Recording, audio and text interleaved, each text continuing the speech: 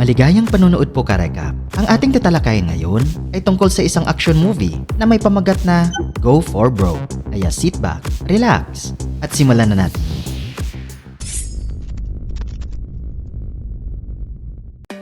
Nagsisimula ang pelikula mga ka-recap nang ipinakita sa atin ng isang bangka sa gitna ng karagatan kung saan makikita natin ang ating bida na si Zhang Yao. Pagkatapos magretiro sa militar, si Zhang ay nagsimulang maging isang mangingisda kasama ang kanyang mga kaibigan upang suportahan ang kanyang pamilya. Pagkatapos ay nag-fast forward ang pelikula mga ka-recap, 7 buwan na ang nakaraan kung saan bumalik siya sa kanyang tahanan. Sa kanyang pagkabalisa, ang kanyang restaurant ay nakalak at ang kanyang asawa ay hindi niya mahanap. Maya-maya pa ay isang kapitbahay ang nagpaalam sa kanya na ang kanyang asawa ay naging isang adik sa droga at ngayon ay nakatira na sa ilalim ng tulay. Nang marinig ito, ang isang gulat na si Zhang ay agad na sumugo doon at natagpuan ang kanyang asawa sa isang kakilakilabot na kalagayan. Ang isang flashback ay nagpapakita na ilang buwan bago ito ay may ilang mga tag ang dumating sa kanyang restaurant at niloko siya sa pag-inom ng alak at nilagyan ito ng heroin. Naadik siya at simula roon ay ibinenta niya ang lahat ng pag-aari niya para lang makabili ng mas maraming gamot. Isang araw, habang nasa ilalim ng impluwensya ng ipinagbabawal na gamot, ay napabayaan niya ang kanyang anak na babae sa kalye. Sa kasamaang palad, ay nabangga ng truck ang bata at napatay ito. Sa kasalukuyan, ang babae ay dinaig ng kanyang pagkakasala at umakyat sa isang overpass upang tapusin ang kanyang buhay. Isang naguguluhan na si Zhang ang pumunta sa kanya at nakiusap na huwag itong gawin. Tinitiyak niya sa kanyang asawa na dadalhin niya ito sa rehab at maaari pa itong gumaling at mamuhay ng normal. Gayunpaman, ang kanyang asawa ay nawalan ng pag-asa at tumalon na naging dahilan ng kanyang agarang pagkamatay. Pagkatapos ay nag-fast forward ang pelikula mga ka-recap. 2 taon na ang nakakaraan nang ang pulis na nagngangalang Ando ay nagsagawa ng pagsalakay sa isang hideout ng droga. Nakuha niya ang isang malaking bilang ng mga pakete ng droga at inaresto ang mga tao doon. Ngunit biglang may isang lalaki ang dumating upang kunin ang mga droga. Giniit niya na 2 pakete lamang ang kailangan para sa ebidensya dahil ang mga ito ay kay Mukon na siyang pinakamalaking drug kingpin sa lungsod. Bagamat naiinis si Ando dito ay wala siyang choice kundi ang pumayag. Pagkatapos ay ipinakilala sa atin ka-recap si Mukon na isang matandang lalaki na nagkakaroon na ng mahinang kalusugan. Siya ay binisita ng kanyang kanang kamay na si Hita na nagpaalam sa kanya tungkol sa anak sa labas ni Mukon na si Sewang. Ayon kay Hita ay kasalukuyang nakakulong si Sewang sa Pilipinas at napakadelikadong convict. Matapos mamatay ang kanyang ina ay lumaki siya sa lansangan at naging leader ng gang sa murang edad. Inihayag ni Hita na si Sewang ay nakagawa ng hindi mabilang na mga pagpatay at hindi man lang nag-atubiling kumain ng kanyang mga biktima. Sa kabila ng mga karumal-dumal na krimen na ginawa ng kanyang anak, ay nanatiling hindi nababahala si Mukon. Sinabi niya na hindi na siya mabubuhay ng mas matagal at nais niyang ayusin ang kanyang mga nakaraang pagkakamali. Hinimok ng matanda si Hita na dalhin siya kay Sewang gamit ang anumang paraan na kinakailangan. Sa sumunod na eksena ka-recap ay makikita natin si Sewang na payapang natutulog sa kanyang selda sa bilangguan. Ilang sandali pa ay maraming gwardiya ang pumasok at sinimulang salakayin siya ng sabay-sabay. Nang tuluyang pumanaw ang kriminal ay makikita natin ang ating bida na si Zhang Yao na pumasok sa silid. Pagkatapos ay isinuot niya ang uniforme ni Sewang at gumawa ng ilang hiwa sa kanyang mukha upang maging katulad niya. Kinaumagahan, si Zhang Yao na ngayon ay nasa ilalim ng pagkakakilanlan ni Sewang ay pinalabas sa bilangguan. Tumungo siya sa lungsod sakay ng barko at sa daan ay sinalubong siya ni Ando. Lumabas na kinuha ng pulis si Zhang para gayahin si Sewang para mapabagsak nila si Mukon at ang operasyon nito.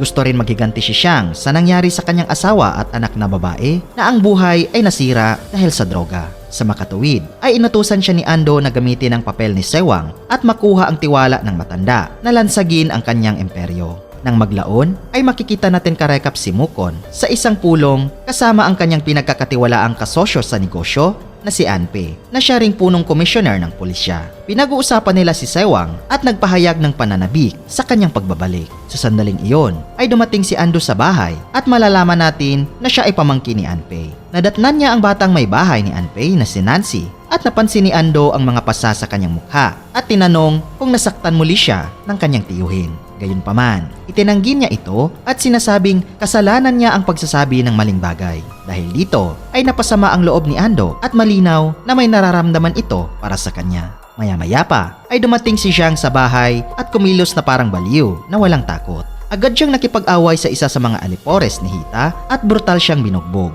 Ang kaguluhan ay tuluyang napigilan ni Mukon at tuwang-tuwa nang makita ang kanyang matagal nang nawawalang anak. Naging emosyonal siya at niyakap si Jiang. Ngunit gayon paman sa kabila ng taos-pusong sandali ay kailangan pa ring tiyakin ni Mukon na anak niya ang lalaking ito. Kaya palihim niyang kinuha ang ilan sa dugo ni Jiang at ipinadala ito para sa isang DNA test. Pagsapit ng gabi ay nagdao si Mukon ng isang engranding party para ipagdiwang ang pagbabalik ni Sewang. Natanggap din niya ang mga peking resulta ng pagsusuri sa DNA at napanatag ang loob niya nang malaman na anak niya ang lalaki. Pagkatapos nito ay tumungo si Mukon sa entablado at ipinakilala si Jiang sa lahat bilang ang kanyang matagal nang nawawalang anak. Ibinigay pa nito sa kanya ang kanyang Buddha necklace bilang sinyalis na si Sewang ang papalit sa kanyang negosyo. Kinabukasan ay agad na pumasok si Jiang sa trabaho at nagsimulang pangasiwaan ang negosyo ng kanyang peking ama. Una niyang inasikaso ang paghahanap ng isang drug dealer na nagngangalang Bale na nagnakaw sa kanilang negosyo.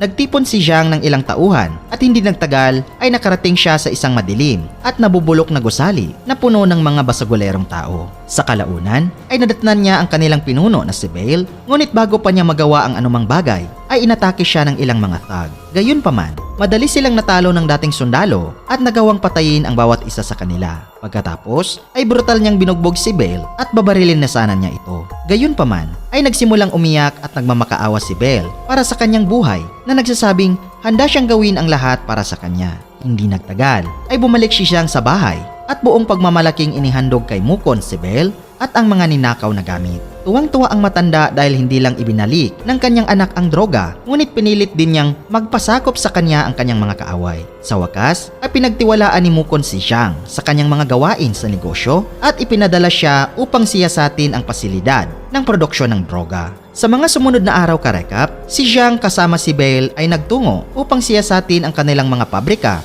sa buong bansa. Pagkatapos ay nagpapatupad ng iba't ibang mga diskarte upang mapabuti ang kanilang mga operasyon na nagresulta sa isang makabuluhang pagtaas ng kanilang kita. Pagkalipas ng mga araw ay nagpakita si Jiang kay Ando at ibinigay sa kanya ang mga lokasyon ng lahat ng kanilang mga pabrika at ang ruta nito. Gayunpaman, sinabi ng opisyal na ang impormasyong ito ay hindi pa sapat at idinagdag niya na si Mukon ay may isang pribadong vault na naglalaman ng malaking halaga ng pera at impormasyon tungkol sa mga nasuhulan na opisyal. Sinabi rin niya na si Mukon ay makapangyarihan dahil sa kanyang pakikipagsosyo kay Anpei at tinihimok si Jiang na magtanghal ng isang drama na nag-uudyok ng digmaan sa pagitan nilang dalawa. Nang gabing iyon ay nakipagpulong si Jiang kay Anpei para sa hapunan at ipinaalam sa kanya na 10% na lamang ang tubo na kanyang matatanggap kaysa kasalukuyang 40%.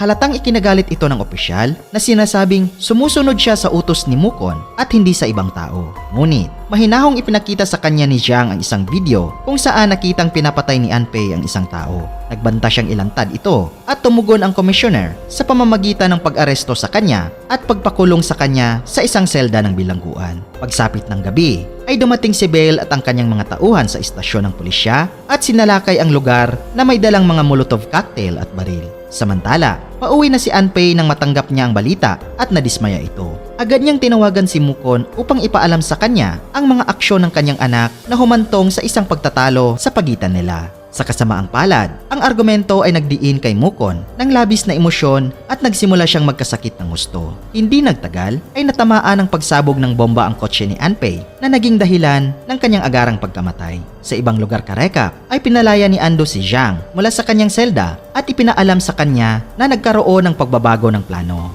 Malapit nang mamatay si Mukon kaya dapat pumunta agad si Jiang sa kanya para makuha ang password at lokasyon ng vault. Nang maglaon, ay nilapitan ni Jiang ang naghihingalong si Mukon na humingi ng paumanhin sa pag-iwan sa kanya at sa kanyang ina maraming taon na ang nakakaraan. Pagkatapos, ay ibinunyag niya ang lokasyon ng vault at ipinaalam kay Jiang na ang password ay nasa Buddha necklace. Nang marinig ito, sa wakas ay sinabi ng isang nasisiyahang Jiang kay Mukon na hindi siya ang kanyang tunay na anak at patay na ang totoong Sewang. Natigilan ang matanda, ngunit namatay na siya bago pa siya makapagsalita. Pagkatapos ay pumunta si Jiang sa sala at ibinalita na patay na ang matanda. Pagkatapos ay sinimula ng abogado na basahin ang huling habilin ni Mukon na nagsasaad na ang susunod na chairman ay si Sewang at siya ang magmamana ng lahat ng pag-aari ng kanyang ama. Ngunit hindi ito angkop kay Heta at galit niyang binaril ang abogado. Ipinakita niya ang kanyang tunay na kulay at ipinahayag na siya ang dapat na susunod na chairman dahil ilang taon na siyang nakasama ni Mukon. Pagkatapos ay sinimulan ni Heta na barilin ang lahat ng hindi pumanig sa kanya na lumikha ng lubos na kaguluhan sa bahay. Sina Zhang, Ando at Bale ay nagtutulungan upang labanan siya. Gayunpaman, dahil sa napakaraming bilang ng mga kaaway, ay nagpa siya ang tatlo na umatras at maghagis ng bomba sa bahay. Karamihan sa mga kalaban ay namatay sa proseso, ngunit sa hindi inaasahang pagkakataon ay nabuhay pa si Heta. Pagkatapos ay sinimulan niyang salakayin si Zhang, ngunit dumating si Ando sa tamang oras upang makialam. Sinagasaan niya si Heta ng kanyang sasakyan at hinampas siya sa isang estatwa. Ang lakas ng impact ay nagdulot ng pagbagsak ng estatwa at dinurog si Heta na naging dahilan ng kanyang pagkamatay. Nang matapos ang kaguluhan, ay pinaalam ni Zhang kay Ando ang lokasyon ng vault at ibinigay sa kanya ang kwentas na naglalaman ng password. Ngunit sa sandaling gawin niya iyon, ay itinutukan ni Bale ng baril si Zhang at naging masama ang ekspresyon ni Ando. Pagkatapos ay malalaman natin na si Ando ay isang tiwaling pulis na may balak na sakupin ang imperyo ni Mukon sa mahabang panahon. Ngunit hindi siya nagkaroon ng pagkakataon hanggang sa hiniling ni Mukon ang kanyang tulong sa paghahanap ng kanyang anak. Pinili niya ang ating bida para sa trabaho dahil siya ay isang natatanging sundalo na ang pamilya ay nawasak ng dahil sa droga.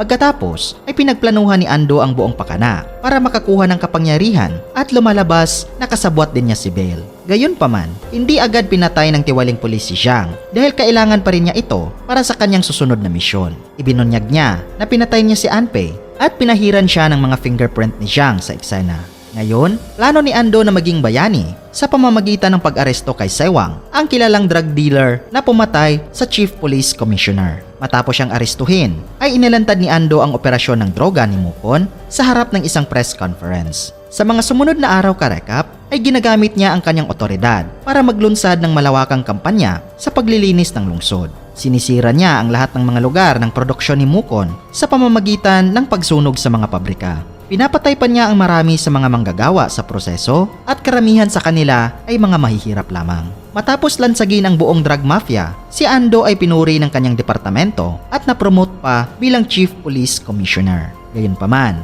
lingid sa kanilang kaalaman ay inutusan ng lalaki si Bale na itago ang mga pakete ng droga upang makapagpatakbo siya ng sarili niyang lihim na negosyo. Sa sumunod na eksena karekap, sa wakas ay pumasok si Ando sa lihim na vault ni Mukon at nagulat na natuklasan ang isang silid na naglalaman ng kabuuang $2 billion na cash. Ang discovery na ito ay sobrang nagpapasaya sa kanya at sinimulan niyang iplano ang susunod na yugto ng kanyang plano. Pagkalipas ng mga araw, ay nagdao si Ando ng isang seremonya na pang-alaala para kay Mukon at Anpei sa parehong lokasyon. Ang kaganapan ay bumubuo ng maraming atensyon ng media dahil walang nakakaalam na ang dalawa ay kasosyo pala sa negosyo. Inibitahan na pala ni Ando ang lahat ng mga kasabwat ni Mukon sa seremonya. Balak niyang bombahin ang buong funeral hall at patayin ang lahat ng sabay-sabay para maalis ang anumang kompetisyon. Hindi nagtagal ay nagsimula ang libing at nagmamasid si Ando mula sa isang kalapit na gusali kung saan nakalagay ang vault. Dinala na rin niya si Zhang dahil balak niyang sisihin siya sa mga nangyayari. Sa funeral hall ay umakyat si Nancy sa entablado at binati ang mga bisita. Pagkatapos ay hinawin niya ang kortina sa likod niya na nagpapakita ng napakalaking mga imbak na droga at maraming larawan ng mga biktima na ang buhay ay nawasak dahil sa pagkagumo nito. Ikinagulat ito ng lahat, ngunit bago sila makapag-react ay lumabas si Nancy sa likod ng pinto at nilak ito na nakulong ang lahat sa loob ng bulwagan. Kalaunan ay nakipagkita siya kay Bale at nagpalitan ng emosyonal na yakap ang dalawa. Ilang sandali pa ay pinasabog ni Ando ang bomba na ikinamatay ng lahat sa loob ng funeral hall. Gayunpaman, ang vault na naglalaman ng $2 billion ay sumabog din sa kanyang likuran na nag-iwan sa kanya ng lubos na pagkatulala. Mabilis na napagtanto ng galit na opisyal na pakana ito ni Zhang. Sa pamamagitan ng isang flashback karekap ay malalaman natin karekap na si Nancy ay anak ng isang matapat na komander ng pulisya na nag-alay ng kanyang buhay upang labanan ang droga. Nagtrabaho siya bilang isang doktor sa isang rehab kung saan nakilala niya ang nakababatang kapatid na babae ni Bale na naging adik din. Ginawa ni Nancy ang lahat ng kanyang makakaya para matulungan ang dalaga at kalaunan ay pinalaya ang dalaga sa pasilidad. Gayunpaman, ang kanyang pagaling ay hindi rin nagtagal dahil tinapos niya ang kanyang sariling buhay. Sa kabilang banda, ang ama ni Nancy ay pinatay din ng barkada ni Mukon dahil ang commissioner ay nakikialam sa kanilang negosyo. Doon niya nakilala si Belle na nagdadalamhati din sa kanyang kapatid. Pagkatapos ay magkasama silang pumunta sa isang kanlungan sa ilalim ng tulay kung saan nakatira ang mga pamilya ng mga adik sa kakilakilabot na kalagayan. Isang araw ay inatake ng ilang nagbebenta ng droga ang shelter at humingi ng pera sa mga adik. Sinubukan ni Nancy at Belle ang kanilang makakaya upang mamagitan, ngunit natalo sila. Nang tila sasapitin na nila ang kanilang kapahamakan, ay lumitaw si Zhang at iniligtas sila sa pamamagitan ng brutal na pambubugbog sa mga dealers at pagpapaalis sa kanila. Mula sa pangyayaring ito ay nagpa siya ang tatlo na magtulungan at maghiganti sa mga naging sanhi ng napakaraming pamilya na mamuhay sa kahirapan. Nilapitan muna ni Nancy si Anpei at ginamit ang kanyang kagandahan para akitin siya at mangalap ng impormasyon. Pagkatapos ay binaling niya ang kanyang atensyon kay Ando dahil alam niyang may matinding hinanakit ito sa kanyang tiyuhin.